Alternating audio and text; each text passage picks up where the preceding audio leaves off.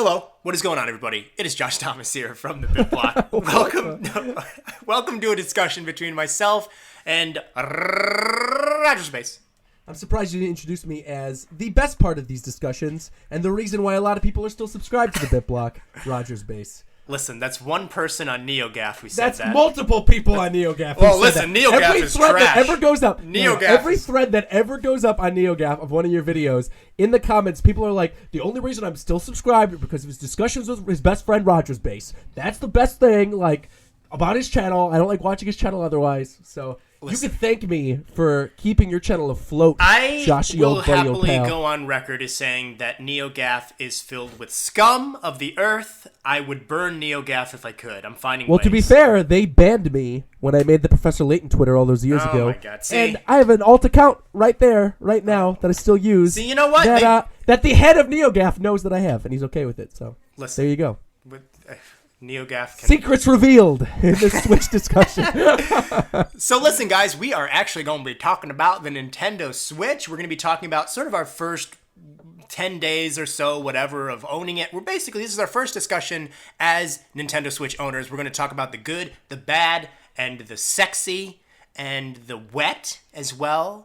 There's a lot of sexy to go around in terms of Switch. All sorts of things, yeah. So, Roger, this is going to be very casual, very random. Let's just jump in and talk about this beast. Do you like the Nintendo Switch? Because you said earlier you hated it. Oh, yeah, it's the worst system of all time. No. No, are you kidding? I mean, it's amazing. This is what I've wanted on a Nintendo console since the Wii. And it's everything about it. I love it. I love the design. I love sleep mode. I love being able to just jump right back into things. I love very minimal loading times with all of these games. I love the game variety. I love that they chose to do quality over quantity with this launch. I like a lot of the offerings that are on the eShop already, and I am just having an absolute blast with the Switch. I adore it. Okay. I think it's the most disappointing console since the Wii U. I think the Wii U is a little bit better. What? Get out of here. You're a troll. I'm just kidding. I am so excited, honestly, to just wake up every morning and see it underneath my TV. And it's like, oh, that's right. The Switch is a thing. And it's amazing. And I own it. Yeah. It was painful for me as a Nintendo fan and as somebody whose livelihood depends on covering Nintendo games to exist through the Wii U era. That was painful. I think you can see it in my work. I was miserable and angry. And now it's like I feel joy again because this system is fantastic. It has a few little downsides. We'll get to that later. But overall, man, it is a sexy piece of hardware. It seems really just modern, and I like to show it off to people. And I love the fact that it's like a transformer with these Joy-Cons and, all this stuff. Joy-Cons in disguise. It's just such an awesome system. It's cool, man. It's a cool Nintendo system, finally. And I really love it. Hey, Roger, let's start off, actually, now that we kind of got our first thoughts out there, let's talk about the interface as it exists right now. Actually, before we start, I want to say something. Many of you know that I've actually done a video where I said it's stupid to review the Nintendo Switch this early on. This discussion is not a review discussion. It is just kind of an impressions. It's just talking about what we think of it so far. Take none of this as a review. These are just our personal opinions. I got to say this, though, right off the bat. I think it is so stupid that people were publishing, or certain outlets were publishing, reviews of the Switch before the online capabilities were in there. Before there was even the day one patch. Before you had the day one patch. You wait until the review, wait to review the system until the day one patch is out. And then you could talk about what you think of the online and everything. But they didn't even wait. They just wanted to have their, they wanted to have their clickbait articles out. And so oh yeah, well it doesn't have this, this, and this. It's like, oh yeah, it doesn't have it because you didn't wait for the day one patch, you stupid. Right. I mean, so you're on my side with that, right? Yeah, where totally, it's why would you, IGN gave it a number score? And it's like, what? Why would you? It seems very clickbaity, desperate for attention. And I'm not saying you can't have opinions and thoughts on it. I'm just saying, to format it as a review seems really ludicrous to me. So Agreed. This is just our opinions, a casual discussion. I can't wait for us to, let's review it. Let's say we're going to review it in about a year or so. We'll look back and say, all right, what have they done so far to improve it? But, Roger. Yes. What do you think of the current interface? When you boot up your Switch, what do you think of it, the main menu? I like it. I mean, it's fine. It's exactly what it needs to be. It's a bunch of squares with the games that I have, and I click the game, and then the game starts. Right. It's fine. And I love having sleep mode. I think sleep mode is amazing. And the fact that, you could just have it in handheld mode sitting in your backpack, and it takes up very little power. Like I think they reported it's like 2% after 24 hours. It takes down if it's in sleep mode, which is great. Which means I could take it on long trips and not have to worry about it and put it in sleep mode.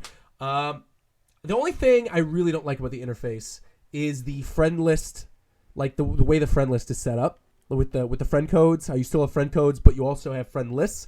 I like that they tie it in with Miitomo and Fire Emblem Warriors and Mario Run. So if you played games on your mobile device, like Nintendo games, and you had your Nintendo ID connected to those, and you had friends in those that you could add people via their Miitomo name or via their Fire Emblem name, that's really cool. But I do not like that you can't just search by ID and that you have to have like the numbered thing, and you had to like input the friend code in order to add a friend. I'm not a big fan of that.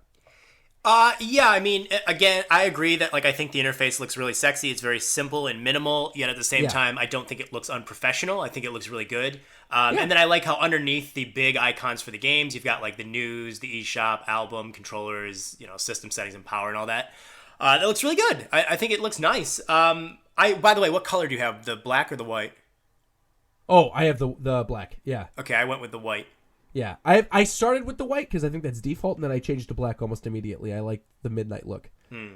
I thought you meant what color Joy-Cons at first, and I was like, oh, blue and red, of course. Yeah, unless you're a dirty peasant. I am so happy that you came around to my side on that. Absolutely, I remember at first I was wrong. Like... I was totally well. Then when Kit and Krista had me on that Nintendo Minute, and I saw the red and blue in person, I was like, wow, this is gorgeous. I need this. That's why I got it. Yeah. Neons are the master race of Joy-Cons. Yes, absolutely. Yeah, I mean, I agree with the whole friends list thing. I'm shocked. I'm absolutely shocked that we're back to friend codes. I hope that changes once they officially launch the paid online, because I think it would be absolutely insane if Nintendo thinks there's any logic in having us pay for online capabilities and still give us friend codes. I think that would be ridiculous. I mean, in many ways, the Wii U has better online than the Switch at this particular point in time. Well, the one thing I do really like about the Wii U's, I mean, sorry, I don't like anything about the Wii U's online, but one thing I like about the Switch's online is I like the best friends option, where you could like put the little star. And so, because for me, like, I get a lot of friend requests from people because I'm adding people that I'm going to be playing Bomberman online with, like when I have Twitch streams or whatever, and I want to be able to separate people that I know I always want on my friends list and then people that I will cycle out. And so I actually do really like the best friends feature. And I also like that it lists the game that a friend request was sent to you. So, like, if you get a friend request from Alex, and I know a lot of people named Alex, but it says Alex from Fire Emblem Warriors, or Fire Emblem Heroes, I'm sorry, I go, oh, okay, I know this Alex. I know what Alex they're talking about. And then that helps me, like, differentiate common names, which I think is kind of cool. Yeah, I thought the best friends thing was something that, like, you both had to agree on, but I'm looking at it right now, and I just marked you as best friends. I have you marked as best friends. Okay, I just did it for you. I didn't know that was actually an option. Best friends forever. I mean, I like the way I can see your play activity. You played Zelda 40 minutes or more. 40 hours. 40 hours or more. Yeah, that's 40 minutes. Yeah.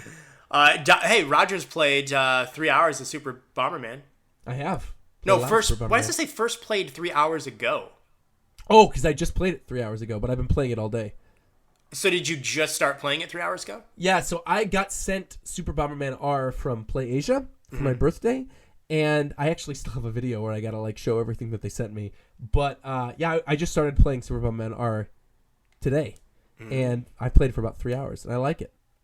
I through the first stage, and then I played a little bit online, but I'm pretty bad online, so I gotta keep practicing a little bit. I see. Yeah. So yeah, no, I mean, I think there's a lot of room to improve the whole friends list thing, and like I said, I think it'll probably come when you pay for it. Yeah, I'm hoping that's the case, but I mean, just to be able to look up somebody's username or something like that is better. Because like, if I'm out and about and I'm talking to somebody and they're like, "Oh yeah, I just got a Switch," I'm like, "Oh, I got a Switch. Let's play online." Nobody's gonna remember their friend code. It's like a 12-digit thing. Yeah. Nobody remembers that off the hand. But if I'm like, "Oh, I'm Joshy Funtime" or TheBitBlock or whatever, that's easy to remember. You know. So especially I feel if you're making us pay, that's the type of thing that needs to be in order. But as far as this being the basic newbie thing for people who don't want to pay, I guess that's fine. I guess having friend codes is definitely a reason to want to pay to play online. Also, to anybody on my friends list who doesn't have their me as their icon, you're scum. Change that immediately. Well, mine kind of Change is. It to your me. Mine kind of is my I know it was yours because it was Cap'n. Yours is a very obvious one that not a lot of people is using. But like everybody's using Link. Everybody uses like Breath of the Wild Link or like the yeah. Twilight Princess Link and Ganondorf and Wind Waker Ganondorf. And I'm like, bro, I have all these friends who are Wind Waker Ganondorfs. I'm like, please change to your Miis. Like I have Kit, Krista, my friend Nudorella, some of my other friends from like the anime community, and they're all their Miis. Etika is his Mii. Shofu's his Mii. His brother's his Mii. So yeah, get on that, Josh. Make it your Mii. I made a Mii, but it doesn't look exact because my 3DS was there wasn't a battery charge on it, and I was gonna like use that as an example, but I didn't make it exact. It didn't look right, so I didn't go with it yet. But eventually, I will have my Mii as well. Cool. But for now, I felt like Kapp'n is basically the same thing as my Mii. Yeah, and no one else is using Kapp'n, so that's okay. Tyler, who we both know, we're friends with. Player One Tyler? Yes, Player One Tyler. He has Isabelle as his icon. And I noticed that. I feel like that's a very common one, and he has to change it to his Mii very soon. I totally agree. He should change it to his Mii. Tyler, if you're listening, change to your Mii right now. Rogers says you're scum. Yeah. And he's played Breath of the Wild 9 days ago. First played it. How come it tells you that, but not the like? What is it? How does it determine if it was like like it told me you played Breath of the Wild for 45 hours? Probably because I played it 3 weeks ago for the first time. So do you think eventually they don't say that? Do you think like after 10 days they don't tell you like when? Yeah, first I think probably after the first 2 weeks or something, it'll maybe say like hours spent. Okay. So yeah, as far as interface goes and like the whole friend list thing, I think I like the interface and I want the friends list thing to be updated when I pay for it.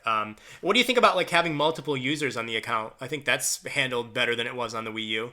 Totally agree, but I only have one user on mine, just Rogersbase. So okay. I didn't even test. I didn't care. I was too busy playing Zelda and Snipper Clips and Fast RMX and everything else that's glorious on the system. One of the things I will say that is a little bit annoying is there's no way for the game to, like, there's no way for the system to just naturally know that you're holding the controller differently. Like, if I'm playing Snipper Clips with a friend and we have the Joy-Cons held sideways and I go to the home menu, I need to keep holding it sideways. Like, because a lot of the times, maybe this is just because I'm an idiot, but I'll, like, dock both the, like, we'll be done playing Snipper Clips, and Nick will leave or something, and I'll dock both the Joy-Cons in the grip, and then I'll, like, go to the home menu, but it's like, oh, wait a minute, it doesn't know that I have the controller this way. I have to, like, manually go in and change the way I'm holding the controller from the interface, from the menu. Yeah. Which is a little bit cumbersome. I kind of wish that it sort of knew. Have you had any of the Joy-Con desyncing issues that I have, yes. And even in, like, recordings, you can see on the episode of The Fold when we're playing Fast RMX, I just, like, fly right off the cliff, and it was because my analog was not responding. Weird. So I've never had the issue when it was in handheld mode, ever. And I've never had the issue when we were playing separately, like in tabletop mode. I'll tell you why that is. It's because you're very close to the system with the controllers, and there's nothing in the way. You're probably right next to it because it's in tabletop mode. But on a TV, like if I have like when we film The Fold, my default position is to usually have like one of my legs up on my knee. Okay. So that will sometimes interfere with the like frequency being sent via Bluetooth or whatever to the system, which is on the other side of the room on the floor. So I think if you don't have things in the way, it's fine, but obviously that's not ideal, and I really hope that Nintendo looks at that as being a problem that they fix, whether they have to, like, just say, you know, okay, the next batch of left Joy-Cons is actually different than the original batch, you know, or if it's something they can fix via a firmware update, you know, to send some sort of information to the controllers, I don't know. But that is something I hope they don't ignore, and I hope that they do improve that, because it is possible to definitely improve that. For sure. And I mean, I sort of worked around it the few times it did desync when it was in the grip. I just clicked the little like settings, the controller settings thing, and I was able to readjust it. But still in all, it shouldn't happen in the first place. Yeah, I mean, because we never had that problem with like the Wii Remote. The Wii Remote never stopped responding to anything. And granted, they are different technology, but still, I just feel like, you know, it's something that Nintendo should fix. Yeah. It's not a huge issue. It really just depends on how far away you are from the system and how much stuff might be in the way between the controller and that. So how have you primarily been playing? Handheld mode or on a TV? Tabletop? On the TV. Okay, so because I think it's pretty even between handheld and TV for me. Okay. You go out a lot more. You live in a nice temperature where you can go out and you can go to like a Starbucks or something. I mean, it's going to snow here tonight, so I won't be going out and just relaxing and, you know, But like if I were living in Florida right now, like I should have been, there would be a lot of times where I'd probably be taking it with me to a Panera to have breakfast or something, or taking it with me, I don't know, maybe even to a Disney World or something. I brought it. So my first week with it, just because I wanted to be cool, is I took it to Starbucks. Like even when the embargo wasn't lifted, I like played Zelda at Starbucks. And there was a kid who walked by and he just like stood by me and he didn't say anything. He just stood by me. And then he eventually came up to me. He was like, "Hey, is that a Switch?" And I was like, "Yeah." He goes, "Are you allowed to have that out?" And I'm like, "I don't know." He's like, "Can I watch?" I'm like, "Yeah, come on over." So he just sat down and watched me play Zelda for like 30 minutes. Nice. It was fun. It was fun. I mean, yeah. I mean, yeah. So let's talk about that. I mean, obviously, I think your experience is very positive with the idea of being able to take it out of the dock from the TV and take it with you, and then plop it right back in that dock and continue playing. Like I said, for me, just the fact that I live in 4 seasons, it's not really the best time for me to really test that. But I'm completely on board with the whole idea. I mean, it works so flawlessly. You just pop it into the dock, it's on the TV, take it out, it's instantly in your hands. I mean, like, it's everything Nintendo advertised it to be. It is so smooth and so cool. And the people that I've like shown that to are like instantly amazed. Like, they're like, "Oh my gosh." I love how quickly it charges too when you put it in the dock. I feel like the system charges very quickly, and I don't think I've ever had the system die on me, either in handheld mode or, well, I guess it can't die when it's docked into the system, but I've never had it die on me. Same here. Yeah, I've never had the batteries wear down in the Joy-Cons or in the system. Yeah. You know, you were talking a bit about sleep mode earlier. And embarrassingly enough, I still don't have full grasp on how this system turns off. Like, what am I supposed to do when I'm done playing? Like, that's a question I still don't totally know the answer to. You just click the power button. And it just charges once, it or do you to the hold dock. it? Do you hold it? I just click it once. So in the, on the top of the system there, the power button, you just click it once, it turns off, and then you're good. See, I'm worried that I'm leaving the system on and it's going to like burn out the system or something. Like it's being left on too much. I don't know. If you check the system settings, there's probably something where it'll like auto turn off. Well, so in those bottom icons, little circle icons, one of them is the sleep mode. When you click on that, I guess that just goes into sleep mode. But if you press and hold the power button, it brings up this menu and it allows you to go into sleep mode, or you can go to power options and it lets you restart or turn off. I've been going to turn off. Oh, wow. I've not done that once in the month I've owned the system. So yeah, I started doing that because I was like one of the times I hadn't played it for like maybe 20 hours or so. I hadn't played the Switch, and I went to turn it on again, and I noticed that it was on the home menu, but it showed me that Zelda was still playing. Like I could still jump instantly back into Zelda. Oh, weird. Okay. And I was kind of like, oh, wait a minute, should I not be doing that? Is that going to like burn up something in the system? Or like, well, actually, come to think of it though, with PS4, like if I'm playing Final Fantasy and I turn the system off, well, it's not turning it off; it's putting it into rest mode, which is, I guess, the same sleep thing mode. as sleep mode. Yeah, but I just like the next time I turn on the PlayStation, if the disc is in there, it's just going to pick up at the exact same place. So, okay, so maybe it's just me being paranoid, and this is just I think modern it is. game I don't consoles. think it's using that much power, and in fact, it's powering up the system while it's sitting there in the dock. Like it's actually charging the system, so that when you take it out, it'll be charged. So I can just stop going to turn it all the way off, because actually, that's not charging that's not charging my Joy-Cons when I do that either. When it's off, right? Exactly. It's charging the Joy-Cons when it's sitting. Yeah. I think Nintendo intends on you keeping it in the sleep mode because it's not using much of the power at all. Yeah. Okay. Well, that solved that problem. Live on a Switch discussion. There you go. Let's talk about them silly, crazy Joy-Cons and the things you can do with them and the way that they... Like, how do you feel about the Joy-Cons? You undock them. How do you feel about the process there? It's very easy. You press that little button, you pull it right out. I'm doing it right now. It's satisfying getting the little click. Yep, that little click. I'm do it as I'm talking to you. Bink. Yeah, I'm doing it too. There we go, and then... Woo! You heard that? I love it. It's great. I think the Joy-Con in the grip, when you have the Joy-Cons in the grip, it feels much better than I assumed it. It doesn't look like it would feel good in the hands because it's got like this beveled square look to it, but because of the grip and like the back and everything, it feels really good, I think. Absolutely. I think it's just a beautiful looking system. Yeah. You know what else I like about the controller when it's in the grip? You can actually sit it upright. Like it's boxy enough at the bottom to where you can just stand it upright on a desk. Yeah. It's just really random little weird thing I like. All you got to do add the little tongue to it, and then it looks like a dog. Yeah, I mean, I think at first it was sort of like I didn't anticipate how small the buttons were going to be. These really do feel like a handheld Nintendo 3DS kind of buttons, and the analog sticks are also much sort of you can't push them around as much as you could with like the Wii U gamepad. And at first that was a little weird to me, but now actually I really like it because I find that your finger, your thumb doesn't slip as much, and even if it does, there's not a lot of like room that you need to correct it with. You know what I mean? Like with the Wii U, you kind of had to go all the way back down and stuff. So I just think it feels great. All the buttons feel great, and and I just think it's such a great controller to play it with, like in the Pro Grip. I don't even have a Pro controller, nor do I think I will ever get one. I am actually in the exact same position, and apparently we're in the minority. But I actually only play in the Joy-Con grip. I really like the Joy-Con grip. I'm probably not going to get a Pro controller because I like it so much. Yeah. Does the Pro controller have analog triggers or no? I think it does. Okay, so that might be something I need once GameCube Virtual Console arrives eventually. Okay, yeah, you're probably right.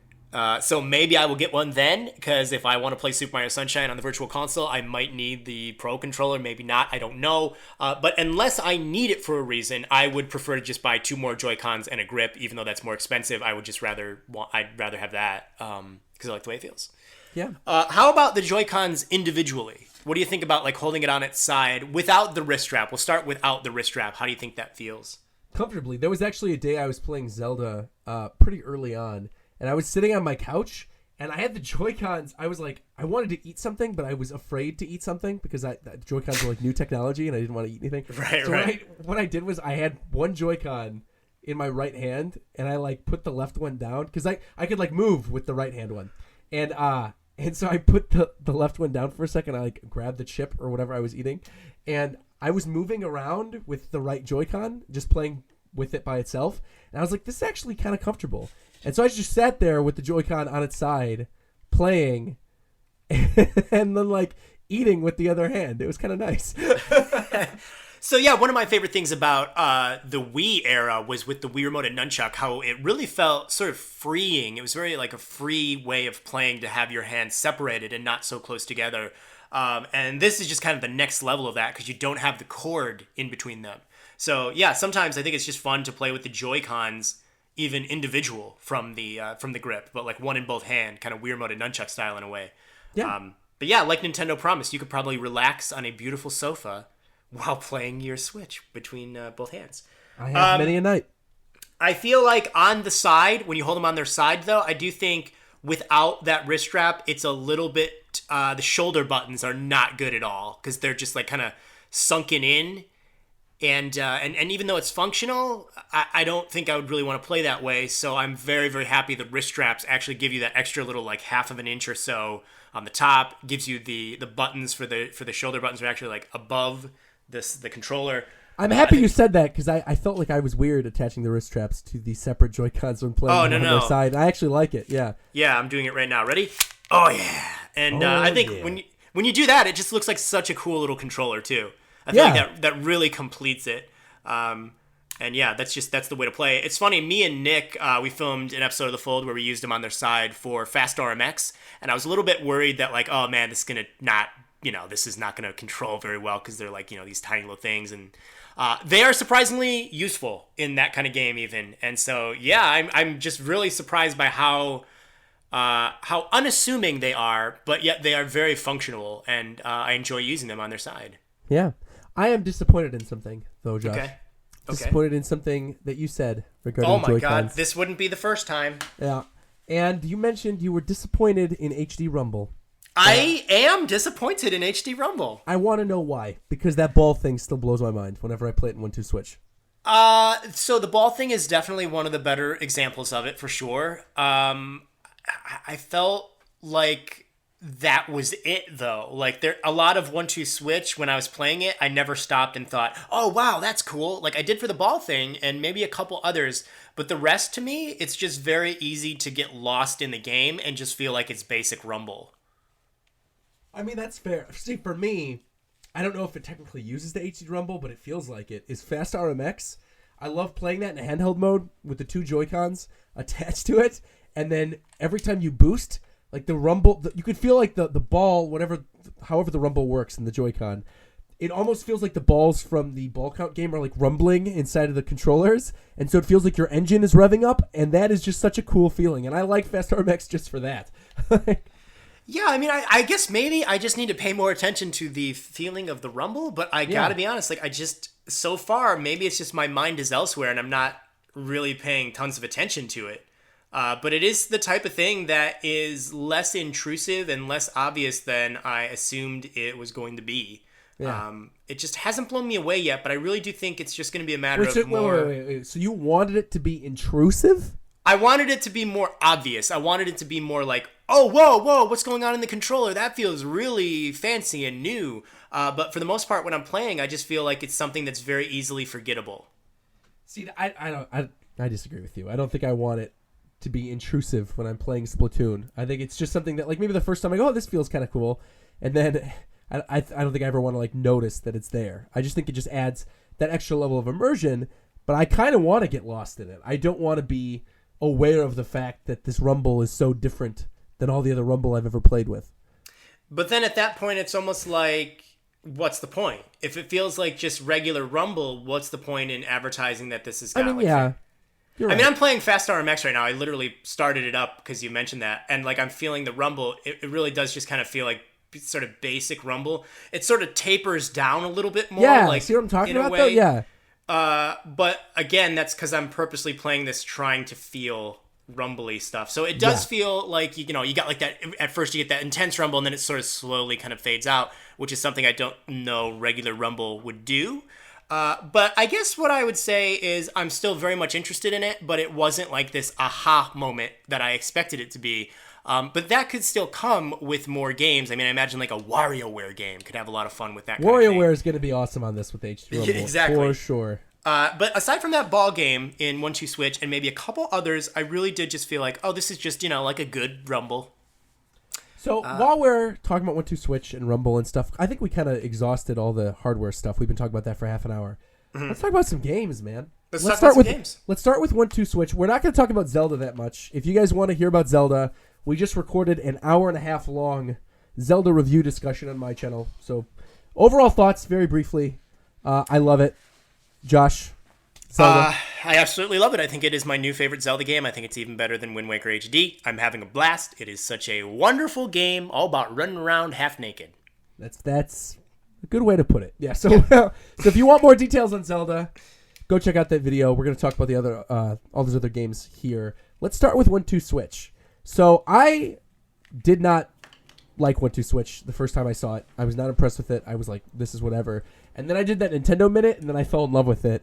And then as I got the 1-2 Switch review, like the review copy, and then I was playing it on the Switch before the Switch was even out, and I was inviting people over to play it, I fell in love with it.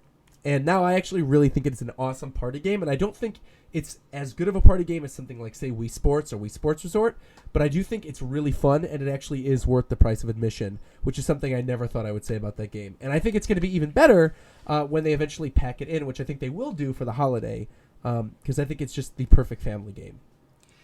Yeah, I mean, with 1-2 Switch, it's interesting. I actually do feel like it is overpriced at $50. I when I look at Fast RMX and Snipper Clips, those are $20 games, and I think that they are better than 1-2 Switch. Even though they are very different, I think you're getting just more content for your money. I do like 1-2 Switch. I think it's fun. I think it is the perfect game. It's the quintessential game for like a holiday get-together with family, like Thanksgiving, Christmas, sure. Even like the 4th of July here in America. Like you can take it out and put it on a picnic table even in handheld mode.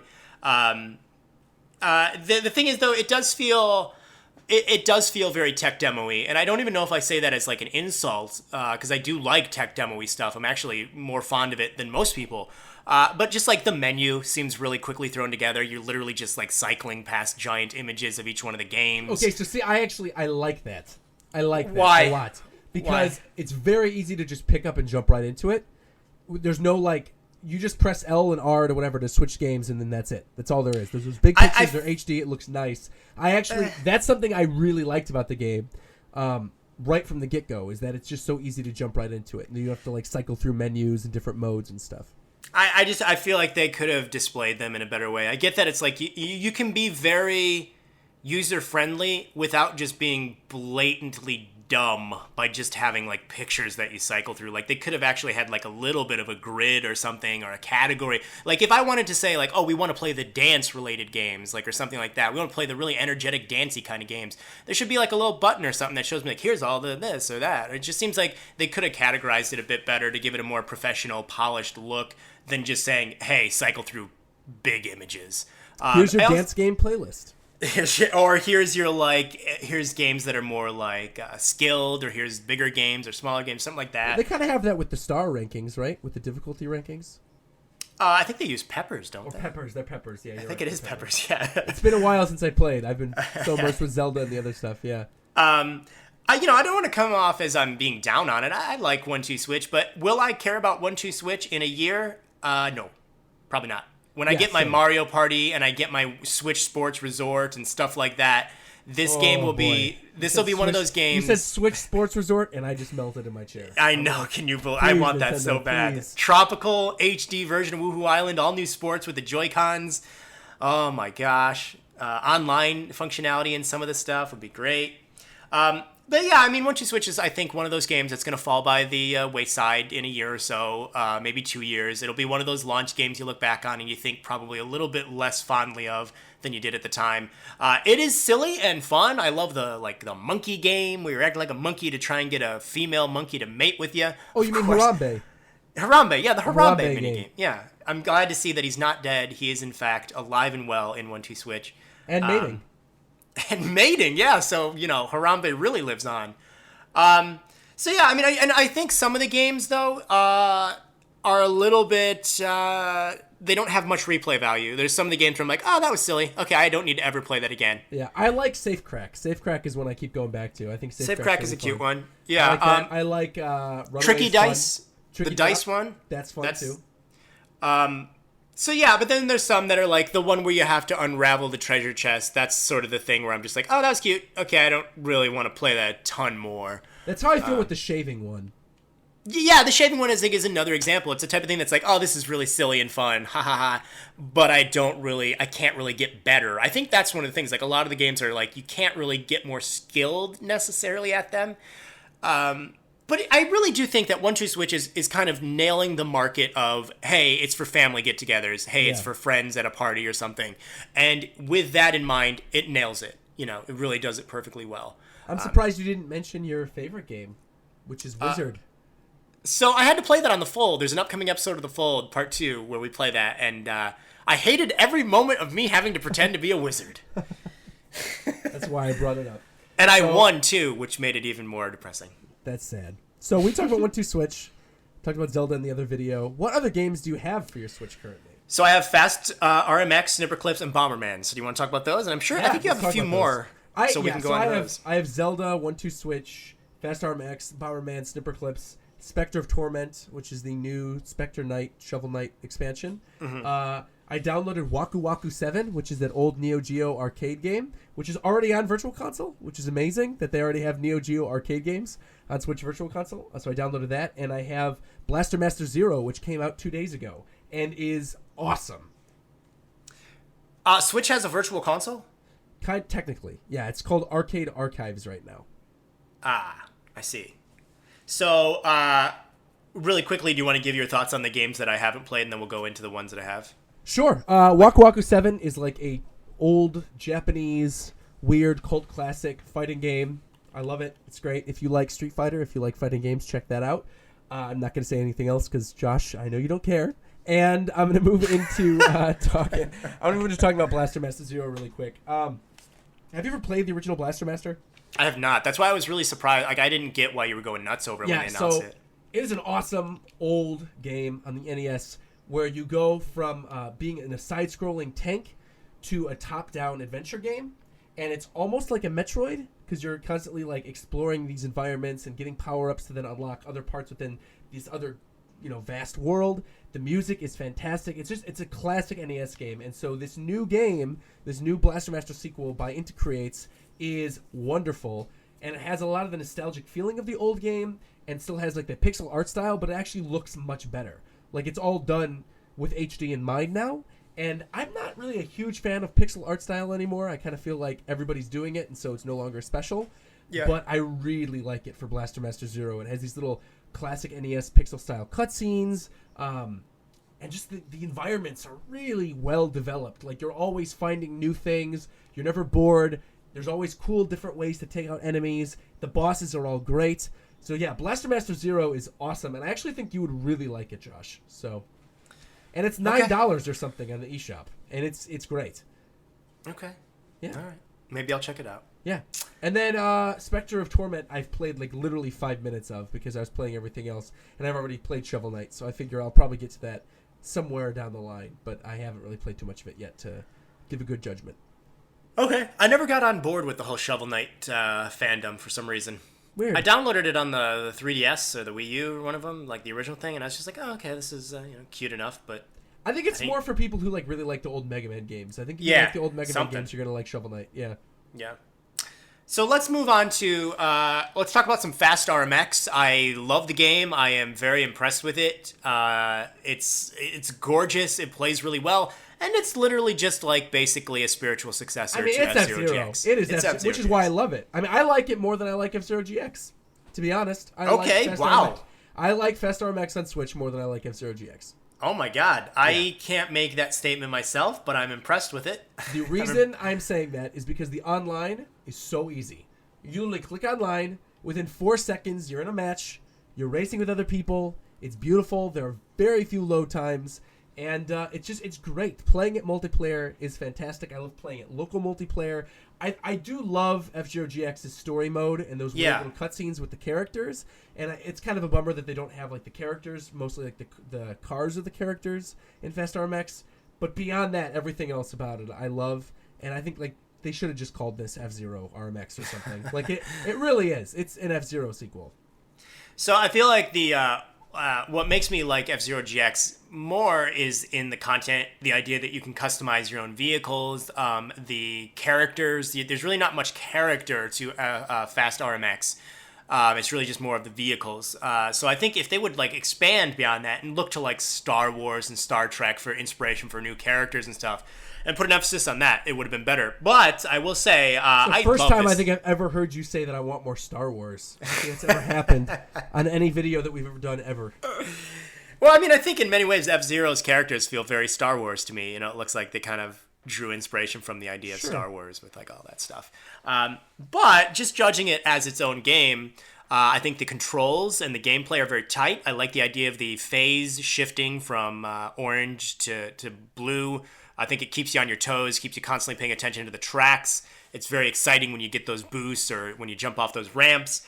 It's gorgeous. I mean, this is a very small game, too. I don't even think this is a gig. This team, Shin'en Multimedia, they just always manage to pull off a gorgeous game. Like, just, they really care about the tech side of things, but also about how fun it is to play. Yeah, it is beautiful, especially like the space station level where you're racing around like in the meteor field and there's like fire shooting at you and you're flying around. It's such a pretty game. Oh yeah. I mean, I'm looking through some of the levels now and just like all of them stand out like as being really gorgeous. A lot of them seem to have themes that are even kind of inspired by F-Zero tracks. Oh, dude, there's the jungle one. It's straight up the jungle level from GX, yeah, without the tubes. It's the same exact level. Yeah. If you love F-Zero, I'd say get this game. I know there's going to be some people in the comments that are going to be like, it's more like Wipeout than F-Zero. But Wipeout is just a ripoff of F-Zero, so I don't really get that statement. Yeah. I also want to say this, because people were like, really? This is the F-Zero game you've been waiting for? Didn't you play it on Wii U? No, I didn't play it on Wii U. That's the truth of it. I didn't, and I know there's a lot of people like me who didn't bother downloading it on Wii U who are going to be blown away by playing it on Switch. So if you did get the chance to play the first one on Wii U, great. That's awesome. But I'm not one of those people. So I played it on WiiWare, which was when it originally started. I think it was called Fast Racing League. And I got a review code for the Wii U one, and I played it a bit. But I didn't play it as much as I should have. I think it was just because it was like, I don't know, I was so like not interested in the Wii U that I didn't really make the effort to like really play. And now with this one, I absolutely adore it. Like, this is great. And I didn't really play the Wii U one that much. I know this one does have some of the content from the Wii U game. Like, they did port over some of it, but they did add a lot of new stuff as well. So to me, it's just all new, really. Me too. Yeah, same for me. It's all new. But yeah, it's really great. And it's like, it's 1080p at 60 frames per second, whether you're playing with 1 or 4 players locally. That's something that even Mario Kart 8 Deluxe cannot say, by the way. So 4 players locally, still running extremely smooth. That's very, very impressive. The online works really well. I mean, this game's just great. I love it. This is a must-have right now for the Switch on the eShop. Totally $20. And like I said, yeah, $20, and you could always find people to play with online. So I think this is absolutely a must-own. If you're gonna have anything other than Zelda, get Fast RMX. Yeah, I'd say, maybe. And Snipper Clips, but we'll get into that in a second. I think those are the top 3.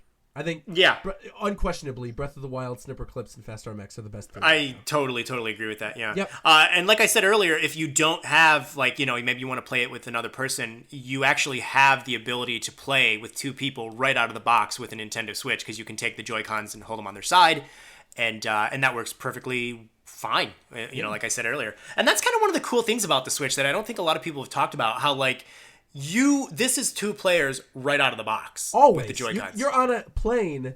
If you're playing through Sonic Mania and the person next to you is looking at your screen, you can just be like, oh, here's the Joy-Con. Let's play together. And you're playing through Sonic Mania co-op with a stranger on the plane. Like, that's pretty cool.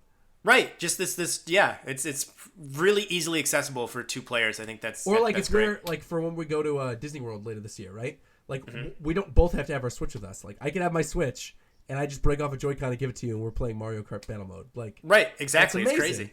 Yeah. We could be sitting at a cafe, right, in Disney World, having our little Disney treats or whatever, racing in tabletop mode. It's amazing. Yeah. Playing a console game in tabletop mode. That's one of the things that struck me. I think the day after, like March 4th, I went over to my parents' house and I had the Switch with me, and it was just so crazy that I was like, wow, I'm playing like my home console games with me anywhere I go. There's this really unique feeling of that. Let's talk about Snipper Clips a little bit, because that game is amazing.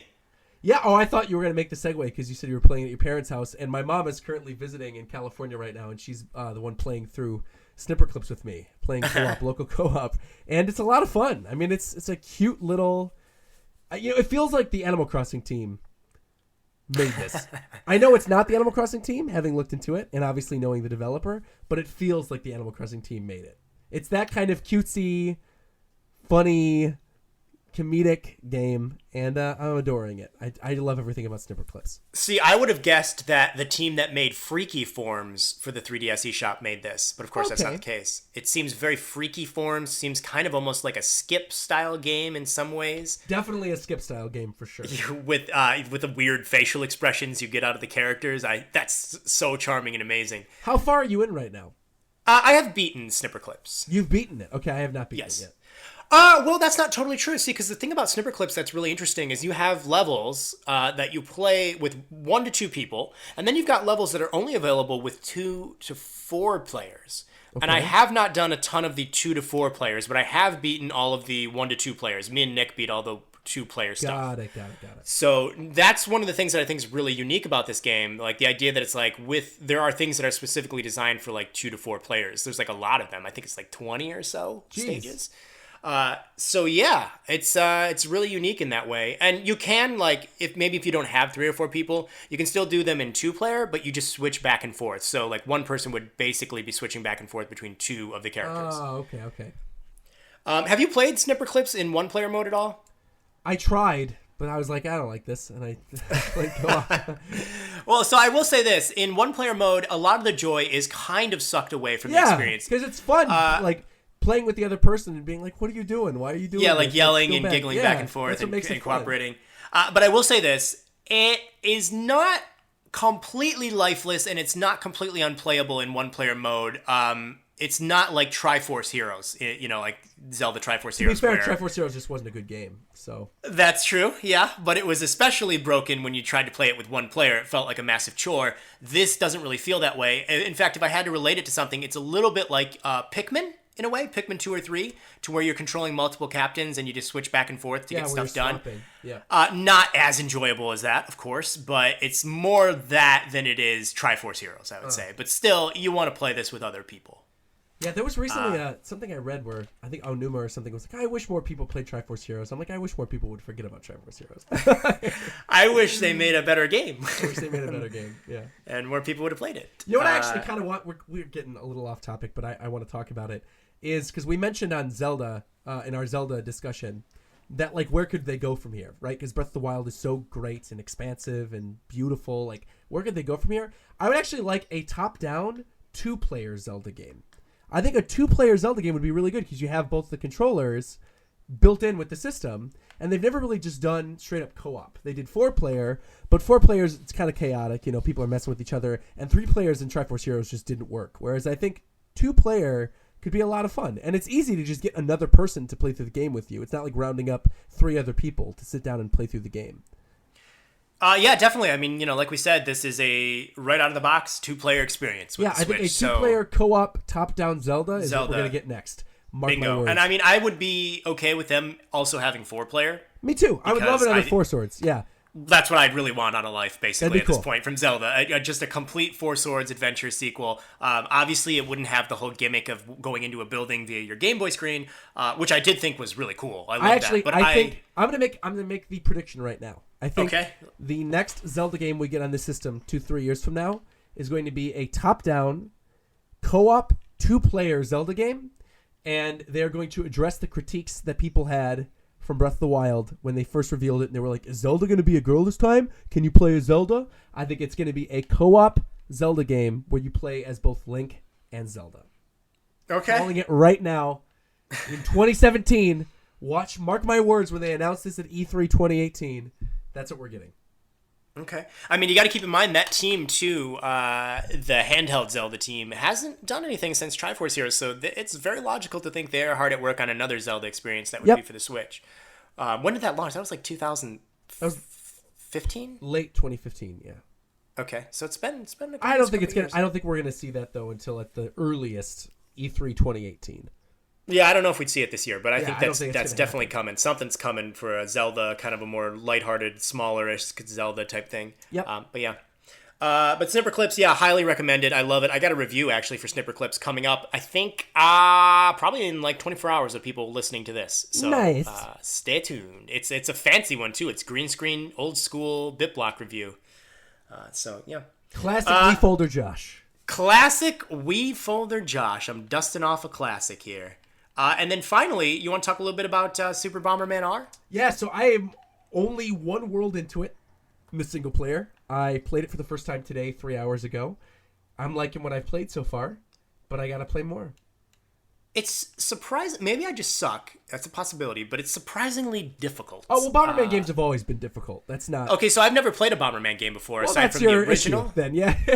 I played the original. Bomberman 64, Bomberman 64 2, Bomberman Generations on GameCube, Bomberman Hero. All of those games were pretty difficult games. So if you're having a hard time, it's not because you suck. It's because Bomberman games are hard. Okay, that makes sense. Yeah, because I can't beat the first world. Me and Nick got to the boss in the first world. What? You couldn't beat the first... I just beat the first world. Yeah, listen, I could... It could be because 3 hours with the game by myself. Yeah, it might have been because you were playing co-op and you're ruining each other. Yeah. Yeah. We kept using the lives. You only get so many lives. Yeah. And so we kept... we actually tried to film an episode of The Fold with that. And we're like, hey, we suck really bad at this. Let's just do battle mode on The Fold. And so... but I like it. I think... Nick said that Bomberman 64 is better. Is that true? I've never played it. I mean, I prefer that playstyle of Bomberman, like Bomberman 64, Bomberman 64 2, Bomberman Hero, where it's like an adventure game. Yeah. But I love top-down Bomberman too. So to get a new top-down HD Bomberman is great. And I already know I'm going to be playing... single players, whatever. Like, I don't care. I'm not like... I'm enjoying what I've played of it, but I don't care. Like, that's not where I'm going to be spending the majority of my time with this game. It's going to be in online multiplayer. And the little bit that I played of online multiplayer, one, has made me realize I am bad at Bomberman compared to a lot of other people. They're very good. But two, I know that's where the majority of my enjoyment of this game is going to come from, because I've really enjoyed playing it online. And it's very easy to find matches because everybody's playing it. So, yeah. Okay. Yeah, the majority of my time with this game was the story mode, and obviously nothing past the first world, and the battle mode. So I definitely need to try to check out the online sometime really soon. For sure. But I do like it. I mean, I think sometimes it's a little bit difficult to tell what's going on in the stage because of the perspective. I don't really like how the camera moves around when you're moving. I don't know if it does that in the battle, but just sometimes I've had difficulty knowing if something was a ramp or if something was something I could blow up. Or so I don't know. I kind of feel like viewing this in 3D would be sort of interesting. Yeah. Make it a little bit easier. But it's a pretty good game, and haven't played a ton of it yet to where I can really give an actual review. But it's definitely, as far as launch titles go, it's solid. Yeah. It seems solid enough. Yeah, I think they definitely went with quality over quantity this time around, and I think that's good because I feel like every game that I have on my Switch is good. They're all fun experiences. They're all good. Even stuff like 1-2 Switch, where, like I said, I like 1-2 Switch more than you like 1-2 Switch, but I still feel like it's fun to have, and I'm enjoying myself playing it whenever I play it. And yeah, all the eShop titles are great. I'm having a blast with my Switch, Josh. I absolutely love this system, and I can't wait to see what we're gonna get a year from now. And I think it's so exciting knowing that, like, in less than a month, I'm gonna be playing Mario Kart in this thing. I'm gonna be playing ARMS. We're gonna have Splatoon in a couple months. We're going to have a new Mario game. We're going to have Fire Emblem Warriors. I mean, there's a lot of stuff. Snake Pass, Ukulele. There's a lot of stuff to play on this thing. And I feel like they're going to have a really nice release schedule with indie releases and third-party releases and first-party releases. And I think they're doing a bang-up job. And apparently, it's a pretty massive success, too. So... Yeah, by the way, you'll be playing Splatoon 2 this month because they have the test fire, that's right. The test fire thing, yeah. That's right. Yeah, I totally agree. I mean, this is just such a delightful system. I love that Nintendo seems to they've learned a lot from the Wii U. I mean, not only hardware-wise, but software-wise. I like that Kimishima seems to be very focused on ensuring that we don't have droughts. I mean, that's one of the things that really, really kills a system's success. The hype dies down, and it's just so hard to regain it. So the idea that they seem to be spacing these releases out just right, it seems like we've got some big thing every month going on, and then you've got a lot of cool indie titles coming, and it just seems like they're really addressing problems they've had in the past. The system, the controllers, the interface, all that I really like. I think it's fun, and it's great. And yeah, I mean, I'm just really excited. It's a really great time, and I feel like we went through hell with the Wii U. I guess I can only speak personally. I know there are people that like the Wii U, lunatics, and I'm not defending what you just said because I agree with you, but I don't want to get any extra hate, so I'm just gonna. I don't know. I mean, if you like the Wii U, I don't see eye to eye with you. I don't really know. I actually had somebody tell me they liked the Wii U more than the GameCube and the Wii combined or something. Well, they're objectively wrong. That's not even they have a mental disorder if they actually feel that. If someone out there genuinely feels that the Wii U was better than Wii and GameCube combined, they're wrong. I mean, they are wrong. Yeah. They're saying it just to get a rise out of you because that's not true. Period. Listen, I agree. Period. The Switch is, it's great. And I think it's only going to get better from here. Like you mentioned earlier, it's doing really well sales-wise, which I predicted, by the way, a long time ago. I was like, this thing's going to be very popular. It's going to be huge. It was the biggest launch of a Nintendo system ever. Right. I mean, which is amazing because there was a lot of hype around the Wii. Yeah, which is what blows my mind. That this sold better than the Wii in some territories. Like that. And the Wii was holiday season, Roger. This launched in March. Dude, can you imagine what this is going to do come this holiday with a Mario game? Like, oh my God. And I think you mentioned it earlier that you think 1-2 Switch will be bundled in. Dude, I totally agree. If they do a holiday bundle with 1-2 Switch and we have Mario and a port of Pokemon Sun and Moon this holiday, it is done. Wrap it up. No other video game company should even try. Like, wrap it up. And I say that as someone who loves my PS4. But I feel like this system is a perfect complement to the PS4 as well. And, I mean, I hate to, do the fanboy war thing, but, if you are an Xbox fan and you're looking at, Scorpio right now and you look at the floor plan for this E3 and Microsoft has, half of the booth size of Sony and Nintendo, and you look at the upcoming games coming out for that, it's like, why are you going to bother? Get a Switch and get a PS4. Like, what are you doing with your life? It's like, in the immortal words of Reggie Fils-Aimé, what's wrong with you, man? So I'm going to say something bold as well. I think the Xbox is actually the console that is the most threatened as far as just going away. Absolutely. Absolutely. Yeah. The Xbox brand has actually not been as successful as people think. The original Xbox sold just 2 million more than the GameCube, and everybody looks at the GameCube as being a financial failure. So why don't we ever hear about how the Xbox was also a failure? Like, I've never heard that. The Xbox never gets that kind of crap. And then the 360, like, didn't do that well. Like, the Xbox has not been massively successful, like people might assume. So I think out of all three of the main console makers, I think it's the Xbox that's probably in most danger of becoming extinct. So yeah, I don't know. I think the Switch is going to do great this generation.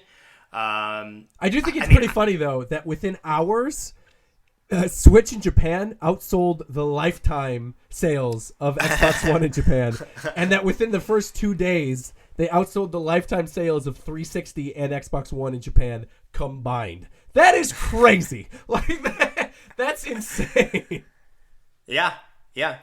I mean, like you were saying a little bit about like the holiday stuff that'll be coming out. We know Mario, of course, and you speculate that Pokemon could be there too. But just think about like at E3, they're going to announce games that will be for the like Q4, maybe Q3, and I'm just so excited to know what they are. I'm still thinking it's going to be. I think it's going to be Smash and Pikmin, and I think we're going to get some type of Metroid announcement, but I don't think it's going to be this year. I think that's what the lineup's going to be. I think there's going to be a huge push on Mario Odyssey. Potentially Splatoon 2 if it's coming out like within that month, but I think it's going to be out before E3. But maybe Splatoon 2, but I think their big push is going to be Mario. We're going to see more of Fire Emblem Warriors and all that other stuff. We'll probably end up seeing more of the actual real Fire Emblem game that's coming out in early 2018. But I think for the holiday, I think it's going to be Mario and a Pokemon game. I think that's what we're going to get. Okay, I think that it could be even more than that. I think it can be more, but I think they could just do that and they could have crazy sales this holiday. Okay. I think but I don't want to like hype myself up too much. I think that's for a different day's discussion, you know. Okay.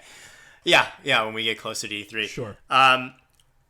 So here's my prediction as far as like the lineup of games coming out goes from Nintendo. So in April, we of course have Mario Kart 8 Deluxe. I would say in May we will have ARMS. I speculate that in June we'll have Splatoon 2. July, I don't know. Like, where do we go from there, do you think? Like, what do you think the lineup is going to be from here forward? So this is weird. I think Splatoon is not June. I think Splatoon is going to be late May. And I think ARMS is going to be early May. And I think it's coming out sooner than people think. So I think ARMS will come out soon, but ARMS is slated for spring, and Splatoon is for summer. Yeah, but Splatoon was also technically a summer game on the Wii U as well, even though it launched in May, but they called it a summer game. Okay, I mean, I don't know. I mean, obviously we know that ARMS is probably not coming out in April. No, it's not coming. I don't think. No, maybe they would be talking about it. Yeah, they'd be talking about it already. I mean, we're in the middle of March, basically. Though, to be fair, ARMS is on like every commercial for the Switch that's on TV right now. It's ARMS and Mario Kart, so... I mean, they're really pushing Mario Kart. It's at the Kids' Choice Awards or whatever. They had like tons of Mario Kart 8. Awards. That's right. That's right.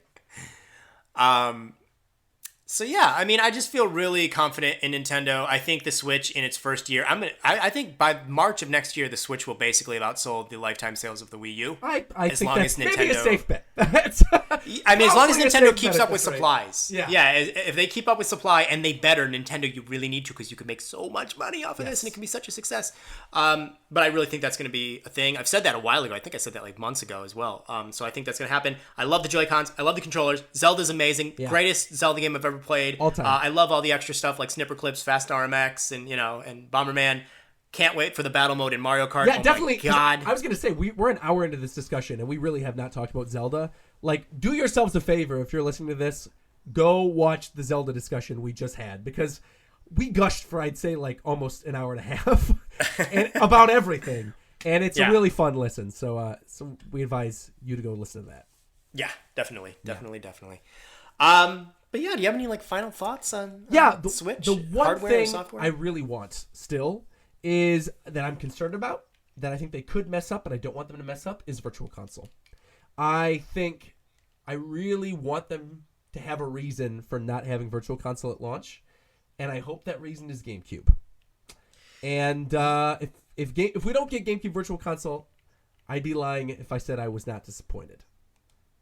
So I will be greatly disappointed because I feel like it's time. I think there's so much money they could be making off of that. I think this system should have been built from the ground up to be able to emulate GameCube games on the Virtual Console. I expected it on Wii U, but it never happened. But this is the time. Like, there's so much money to be had. Sunshine, Luigi's Mansion, F-Zero, I mean, even stuff like Twilight Princess and Wind Waker, they could probably try to do, even though they have HD versions of them. But yeah, I mean, there's so much that they could do. I mean, they could even get some of the third-party stuff, like Monkey Ball, for example. Like, people would go nuts to have the original 2 Monkey Balls on Virtual Console. Oh, yeah. I could see them even porting Wind Waker HD and Twilight Princess HD, maybe as, like, eShop exclusive ports to Switch. I could actually see that happening as soon as this E3, actually. I could see them announcing that, where they're like, hey, are you enjoying Breath of the Wild? Do you want more Zelda games on your system? Well, look no further, because now we're going to have Wind Waker HD and Twilight Princess HD that both were previously exclusive to Wii U, now on the Switch, and you can play them on the Switch. I would not be surprised to see that ported over. Yeah, I think that close to E3, probably about a month before E3, they'll have like a little pre-E3 direct where they talk about Virtual Console. I think that they would also mention some of the updates to the system, like the ability to finally capture video or something like that. You know, some of the updates they could make stream there. on Twitch or something. Yeah. Right. Yeah. I gotta say really though, I'm having a good time capturing screenshots and tweeting. I was just gonna say, what are your thoughts on that? We kind of passed up the screenshot button and all that stuff. What do you think there? I love it. I mean, I have it linked to my Twitter and to my Facebook, and I've been sharing images of like one thing I did, for example, is I rode on the back of a deer in Breath of the Wild, and I was getting like flashbacks to Studio Ghibli's Princess Mononoke, and I tweeted about it, and all these people were like, I did the same thing, and other people were like, wait, you can ride a deer? What the heck? How do you do that? So it's that was me. Yeah, that was you. So it encourages like these discussions where like people are figuring out more things about the games, and I think that's pretty cool. Yeah. Do you miss Miiverse? Because I don't. I don't anymore. No, because it's posted to Twitter. So it's like, you don't need Miiverse. Exactly. You have Twitter and Facebook. That's great. Exactly. Yeah. I need to figure out what my password to Twitter is so that I can link that up. I was going to, and I was like, wait a minute, I have no idea what my login password is. But as soon as I do that, I've got a bunch of half-naked Link pictures in a tropical setting that'll be going on my Twitter. Oh, boy. So, guys, I think that pretty much wraps it up. We both clearly love the Switch. We're very excited about the future. Absolutely. It's really not much I can complain about. I mean, get the syncing issue under wraps with the Joy-Con. I have not had any problems with my system scratching the screen when I dock it. Yeah, I don't know how people are doing that. Yeah. Where they're like, I get the little smudge. Unless you like, I get a smudge. Yeah, I get a smudge sometimes from when I pick it up from the top and then I put it in. But I've never had a scratch on the screen. I've never had an issue where like it's, and in fact, there's always quite a bit of room between the screens. So I don't know what people are doing if they're like trying to dock it incorrectly. Like I could see if maybe you have kids and the kids don't know how to dock it correctly and they're like, trying to fit it in by putting it near the front and then they end up scratching the screen. But if you're an adult and you scratch your Switch screen, like, what's wrong with you? Yeah, I know. I've even, by the way, we've toppled over the Switch in the dock probably about 3 times. I dropped it while carrying it back to my house once, and there's not even any damage anywhere. Wow. Well, that's I dropped it in grass, but still, it's like there's no nicks on the screen or the system. There's no nicks on the dock or anything. I was really terrified when I dropped it, but it was perfectly fine. Nothing's wrong with it. Yeah. And there's no scratches. So I failed to see how in the world, like, what do you have to do to get it to scratch? You gotta be stupid. But I am stupid, and I already be a child, honestly. But I am both of those things, basically, and I haven't scratched mine. Hey, you said it, not me, so that's fine. Anyways, thank you guys so much for listening to this little wrap-up discussion where we gave you our sort of initial first thoughts on the Nintendo Switch.